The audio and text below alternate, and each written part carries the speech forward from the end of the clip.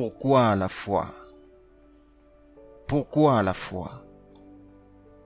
Dans le livre de Luc au chapitre 22, versets 31 à 32, le Seigneur Jésus-Christ dit à son disciple Simon, « Simon, Simon, Satan vous a réclamé pour vous cribler comme le froment, mais j'ai prié pour toi, afin que ta foi ne défaille point. Et toi, quand tu seras converti, avertis tes frères. » Jésus-Christ, dans son amour, a vu que son disciple Simon allait passer par des temps difficiles, des temps d'épreuves, d'oppression et d'attaque du royaume des ténèbres. Et Jésus lui a rappelé une prière qu'il a priée pour lui, afin que sa foi ne défaille point. Parce que la foi est la cible numéro 1 du diable. Pourquoi la foi?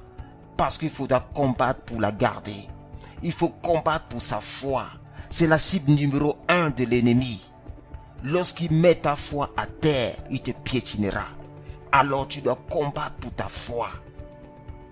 Dans 1 Timothée, chapitre 6, verset 12, il est écrit « Combat le bon combat de la foi, saisis la vie éternelle à laquelle tu as été appelé et pour laquelle tu as fait une belle confession en présence d'un grand nombre de témoins. » Il y a un combat pour garder sa foi. Tu dois combattre pour garder ta foi. Dans 2 Pierre, chapitre 1, versets 5 à 7, il est écrit « À cause de cela même, faites tous vos efforts pour joindre à votre foi la vertu, à la vertu la science. » Vous voyez que les autres choses sont rajoutées à la foi. Ce n'est pas la foi qui est rajoutée aux autres choses. Pour joindre à votre foi la vertu, la science, la tempérance, la patience, la piété, l'amour fraternel, la charité. La foi est le fondement. Pourquoi la foi?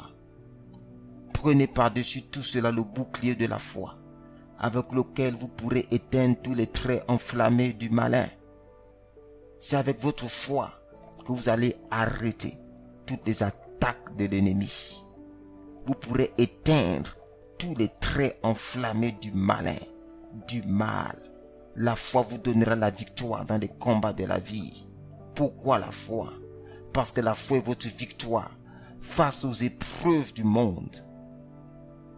1 Jean chapitre 5 verset 4.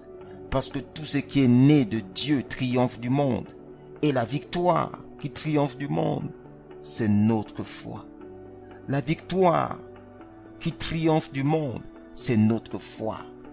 Votre foi est précieuse. Pourquoi la foi? Parce qu'il est dit dans 4 versets que le juste vivra par la foi. Habakkuk chapitre 2 verset 4. Voici son âme s'est enflée. Elle n'est pas droite en lui, mais le juste vivra par sa foi. Romains chapitre 1 verset 17. Parce qu'en l'évangile est révélée la justice de Dieu par la foi. Et pour la foi, selon qu'il est écrit, le juste vivra par la foi. Galates chapitre 3 verset 11. Et que nul ne soit justifié devant Dieu par la loi, cela est évident, puisqu'il est dit, le juste vivra par la foi. Hébreux chapitre 10 verset 38. Il est écrit, et mon juste vivra par la foi, et mon juste vivra par la foi. Mais s'il se retire, mon âme ne prend pas plaisir en lui. La foi est le système, le moyen que Dieu a prévu afin que ses enfants, ceux qui croient en lui, fonctionnent. Parce que lui-même, il fonctionne par la foi. Le juste vivra par la foi. Il paiera les corps des enfants par la foi. Il gardera sa santé par la foi.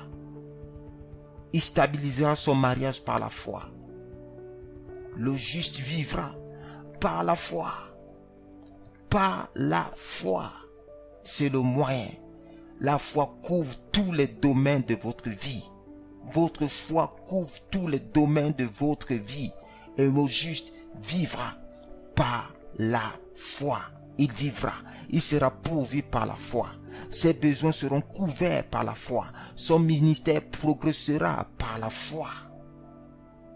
Il couvrira sa maison par la foi. Il vaincra le péché par la foi. Il sera victorieux de combat par la foi.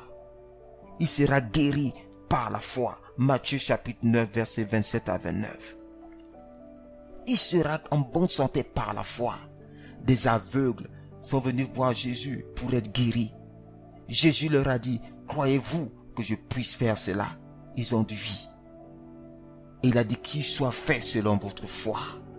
Il fut guéri par la foi. Nous sommes sauvés par la foi.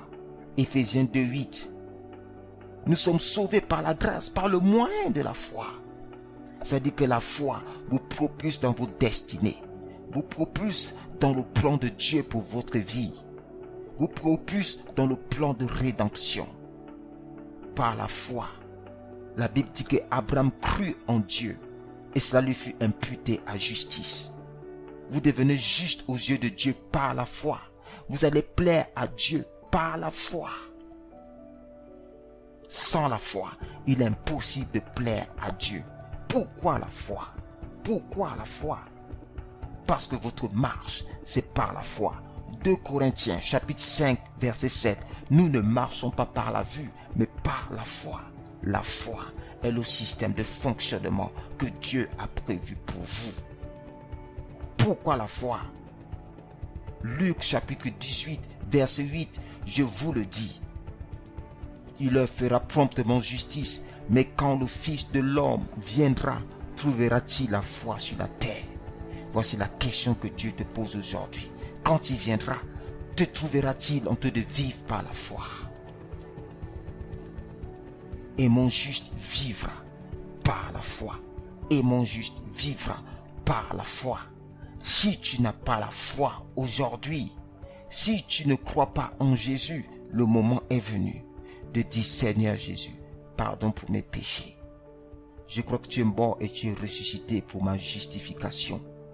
Pour que Dieu puisse m'accepter devant lui. Pas par mes efforts, comme un cadeau gratuit.